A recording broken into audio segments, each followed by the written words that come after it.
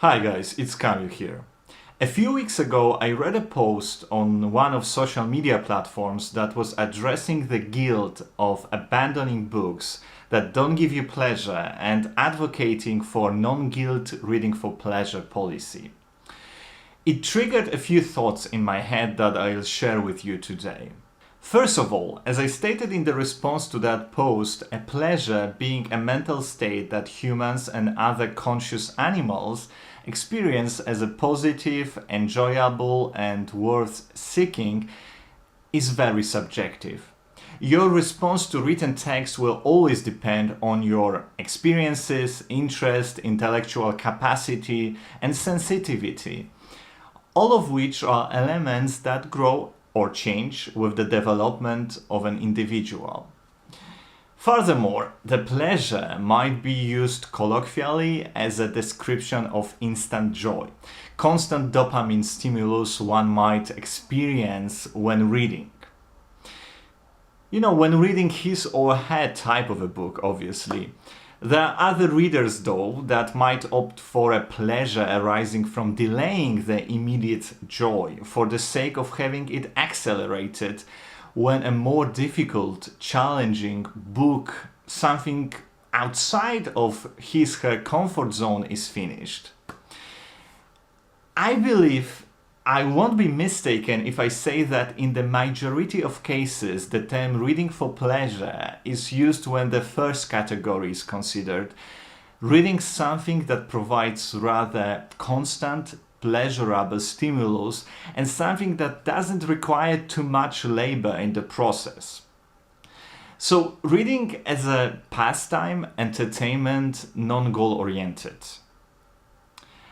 I can of course sympathize with that. It's rather natural that after a long day of work and other intellectually draining daily activities, one wants to spend a quality time with a book that would stimulate his brain, but not to the point of labor, and most of all would provide fun. And reading is always better than non-reading. However, I believe that when one struggles with a book, it's worth to ask oneself a question, if it's because of the book or me. We humans are the collection of past experiences, and we are the result of what we were exposed to. Let's say if you are a latte drinker only, and most of your life you drank only latte. One day though, you decided to stop eating dairy, and for some odd reason your brain doesn't react too favorably to various plant-based quasi-milk drinks. So you start drinking your coffee black. You don't like it that much at the beginning, but the need for caffeine is stronger. That one of few legalized drugs which create more benefits than harm is something you are addicted to. So you drink your coffee black. And after a while, you start to recognize a bit brightly acidic taste with fruit-like notes. You learn that those qualities are quite usual for Ethiopian coffee. Then you test Kenyan, Bolivian. Each tastes a bit different. Eventually, you develop a sensitivity for a black coffee and start loving all shades of it the world has to offer. And all because you gave yourself time to let your brain, your body, learn to appreciate something that is not sugar and fat disguised as coffee.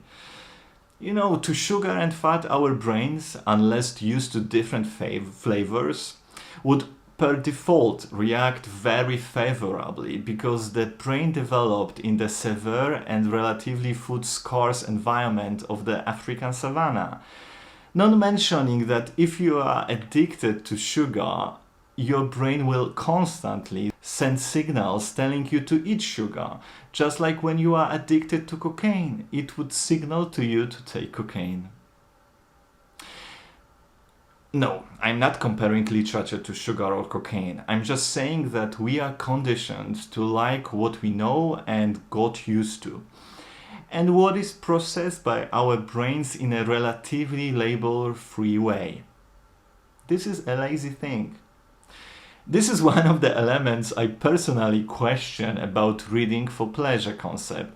Reading for pleasure understood as the process of bringing this constant and fast stimulus of joy and non-goal oriented reading. I mean, I absolutely appreciate the huge advantage of reading without any concrete development goals, because one of the biggest, if not the biggest power of reading, especially in the earlier stage of life, is the ability to find the representation in books, to feed the need for belonging, especially that often it cannot be fed by external, immediate real-life environment. You know, the handicapped child could read about handicapped characters or people and see that there's a way to break through the obstacles. The LGBTQ child could see that others are experiencing the world like him, her too. That's a huge benefit of reading. And studies also have shown that reading just for pleasure develops your empathy, emotional intelligence, self-knowledge, and knowledge in general almost organically. And this is the beauty and magic of reading, especially in the earlier stages of life, as a child or a teenager. And as huge as it already is, being just that, reading can be more than that. And that's why I'll be surprised if more advanced readers, already understanding what literature has to offer, would not want to use it as a tool for growth and self-development. This category of reading can be defined as a mean of self-cultivation and self-development beyond literacy. And I'm really not thinking about self-help books when I'm talking about growth. Abraham Maslow was an American psychologist who, in his 1943 paper, A Theory of Human Motivation, described the hierarchy of human needs. He shaped them like a pyramid where each earlier level needs to be satisfied for the human being to be motivated by the higher level. So starting from the bottom of the pyramid, we have physiological needs like food, shelter, then we have safety needs. Next, there are love and belonging, then esteem, and at the top of it is self-actualization. In his later paper, Motivation and Personality, that he published in 1954, Maslow further describes self-actualization needs as being needs, including personal and creative self-growth to be achieved through fulfillment of our potential. This theory is still very popular in humanities. In each of my professional certifications exams, whenever human resources management has been tested, this theory is one of the examined topics, always. Of course, there's much more to this theory than the format of this video allows to discuss, but if we were just to focus on a self-actualizing factor, that in terms of literature could manifest through self-aware reading selection, with pushing oneself to grow one's taste in reading by taking upon more challenging literature and not necessarily abandoning it due to the difficulty of style or concepts. Of course, it doesn't have to mean that 100% of what we are reading needs to fall into that category of reading for self-development.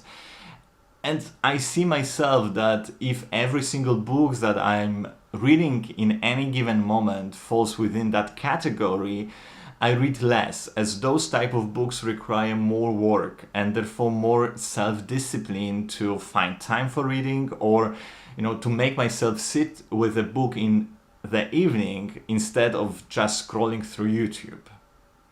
As far as YouTube is considered, sometimes I think that if there was a PhD in YouTube knowledge, I would be a serious contender. I watch YouTube in form of rather serious philosophy-related channels like Cook Philosophy or Politics. Here channels like Democracy Now! Or Young Turks come to mind. But you might be surprised that I'm very fluent in all major beauty channels too. Jeffree Star or James Charles, I know them very well.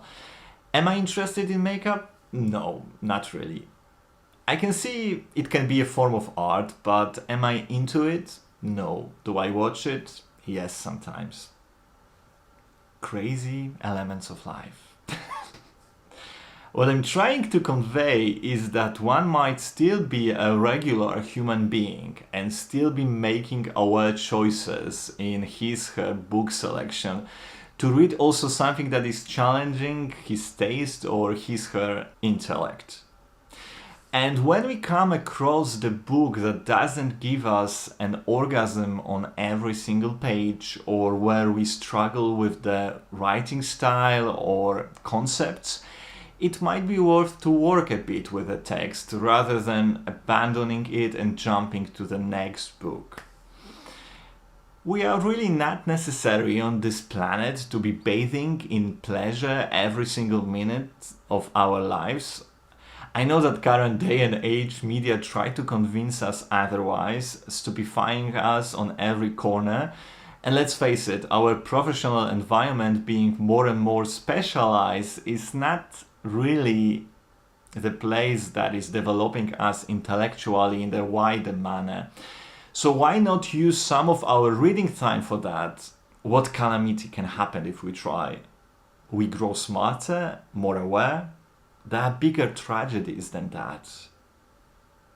Okay guys, let me know what you think in the comments below. Let's have a discussion. I would really like that. Yeah, I mean, thank you all for watching. Have a brilliant Christmas and I hope to see you soon. Bye bye.